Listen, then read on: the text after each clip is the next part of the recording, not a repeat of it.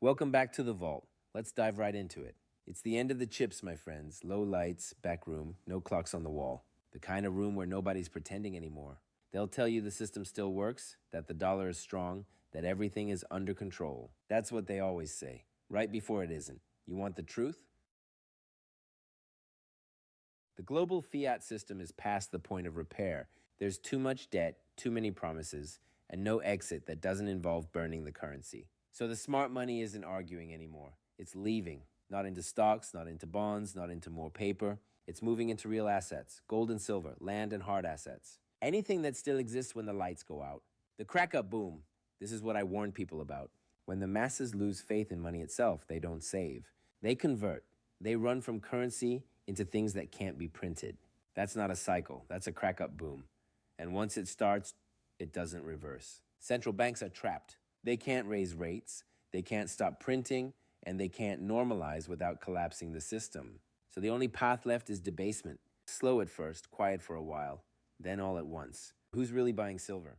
You think it's Reddit stackers pushing silver? It's not. It's sovereign wealth funds, central banks, and industrial buyers, the people who actually need the metal. They're not chasing price, they're chasing supply, because they're scared there won't be any left. That's why the market is breaking into layers. One price for paper, another for retail, and a real price for physical delivery. When a commodity has multiple prices, it's not a market anymore. It's a shortage in disguise. Let's talk about the real objective. People keep asking, should I swap silver for gold? That's the wrong question. The real trade isn't metal to metal. It's metal to reality, real estate, real businesses, real land, real productive assets. You don't stack to get rich in dollars. You stack so when everyone else is broke, you can buy what actually matters. Silver isn't the goal, it's the parachute. ETFs, vaults, IRAs, custodians, they're all fine until they aren't. Read the contracts, force majeure, cash settlement, redemption limits. In a real crisis, paper claims become suggestions. That's why endgame protection isn't something you own on a screen. It's something you can physically touch without permission, without counterparties, without a system that has to function for it to exist. When charts stop working, this means technical analysis is failing. Not because traders got worse, but because the measuring stick is breaking.